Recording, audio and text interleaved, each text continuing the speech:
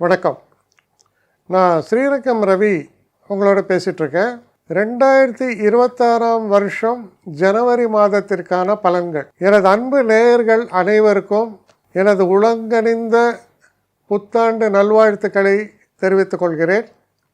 இந்த ஆண்டில் எல்லா வளமும் பெற்று எல்லா நன்மைகளையும் பெற்று எல்லாரும் நல்லா இருக்கணும் அப்படிங்கிற ஒரு விஷயத்தோட நீங்களும் உங்கள் குடும்பம் எல்லாம் சிறப்பாக இருக்கணும் அப்படிங்கிற ஒரு விஷயத்தோடு ஆரம்பிக்கிறேன்.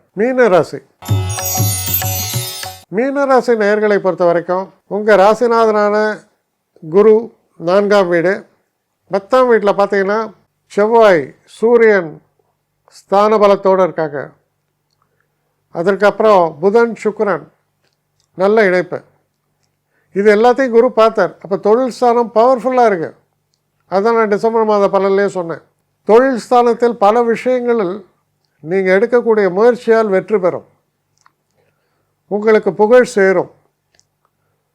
அப்போ இந்த புது வருடம் பிறக்கும்போது உங்களுடைய கௌரவம் இதெல்லாம் ரொம்ப உயர்ந்திருக்கும். உங்கள் இமேஜே பிரமாதமாக இருக்குது.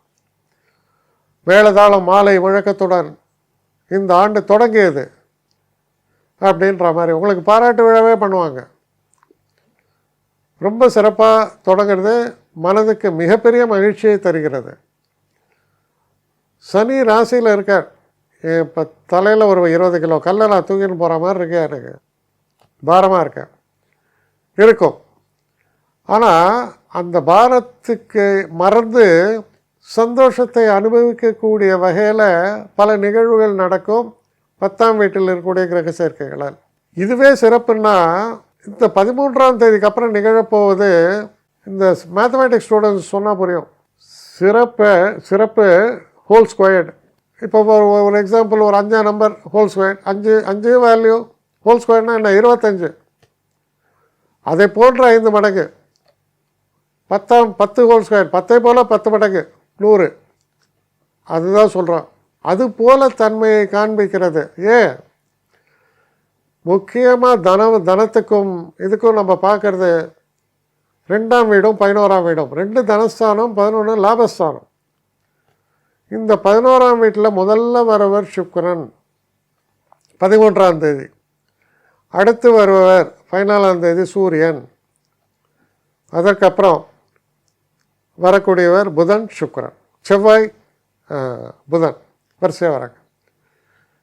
17 தேதிக்குள்ளே எல்லோரும் இங்கே வந்து அசம்பிள். அப்போ 11ஆம் வீட்டில் 4 கிரகம், முக்கியமான கிரகம். அதில் குறிப்பாக 2 கூடிய செவ்வாய் 11இல் உச்சம், 9 பாக்யாதிபதியான செவ்வாய் 11இல் உச்சம், 3க்கும் 8க்கும் உடையவன் 11இல் சேர்க்கை, அதாவது புதன், இது சுக்கிரன்.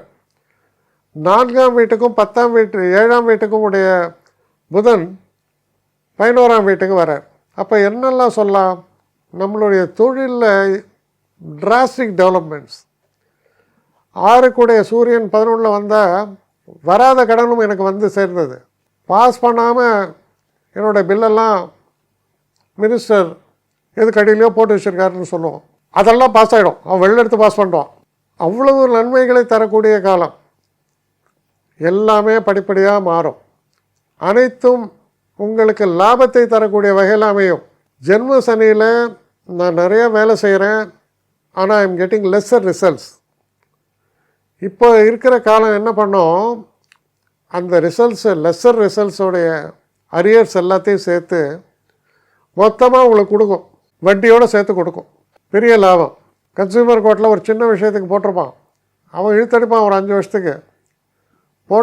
கன்சியூமர் கோர்ட்டில் அவன் போட்ட வேல்யூ 1000 ரூபா வித்தியாசம், எனக்கு பிரச்சனை, அதுக்கு போட்டிருக்கான்.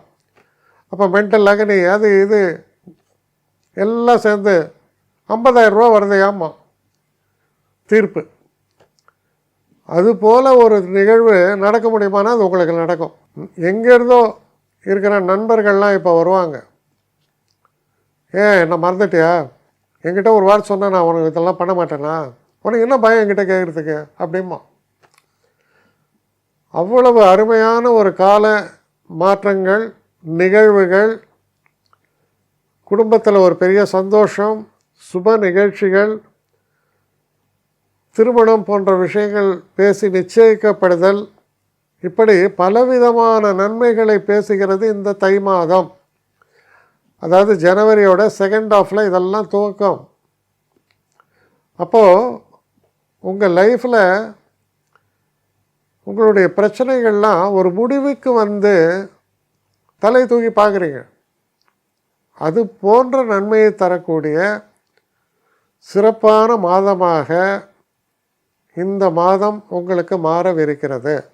சிறப்பான மாதம். என்னை காண்டாக்ட் பண்ணணுன்னு நினைக்கிறவங்க srirangamravi1@gmail.comன்ற ஒரு முகவரிக்கு உங்களுடைய இதை அனுப்புங்க. கட்டணம் உண்டு, அதோடைய விவரங்களை நான் உங்களுக்கு அனுப்புகிறேன். ஆனால் நான் இன்றைக்கி மேல் அம்சம் இன்னும் பதில் வரலையே அப்படின்னு வருத்தப்படாதீங்க. ஏன்னா எனக்கு கொஞ்சம் பெண்டிங்கில் இருக்குது. ஒரு நாளைக்கு எவ்வளோ பேரை நான் பார்க்க முடியும்? 3 பேர் 4 பேர் மேலே என்னாலையும் பார்க்க முடியாது. ஆனால் நிறைய பேர் ஆசைப்பட்றாங்க. ஆனால் கண்டிப்பாக நான் எல்லாருக்கும் ரிப்ளை பண்ணுவேன். சில நேரங்களில் 3 to 4 வீக்ஸ் ஆகும் என்னுடைய ரிப்ளை வரத்துக்கு. ஆனால் வரும். ஏன்னா நான் எல்லாரும் ஒரே நேரத்தில் ஒரு நாளைக்கு 10 பேர் பார்க்கணுன்னா முடியாது. ஸோ அதை கன்சிடர் பண்ணுங்கள். நான் நிச்சயமாக ரெஸ்பாண்ட் பண்ணுவேன். இதில் இந்த கல்யாண பொருத்தங்கள் போன்ற விஷயங்களை ஓரளவுக்கு அவசரமாக பார்க்கணுன்னு நினச்சா அதுக்கு ஓரளவுக்கு ப்ரையாரிட்டியும் தரேன். அதனால் கொஞ்சம் பொறுமை காக்க வேண்டும். கொஞ்சம் டிலே ஆகிறதுக்காக என்னை மன்னிக்கணும். ஆனால் ஐ மீன் ஹெல்ப்லெஸ் சுச்சுவேஷன். அதனால தான் நிச்சயமாக ஐ வில் ரிப்ளை யூ.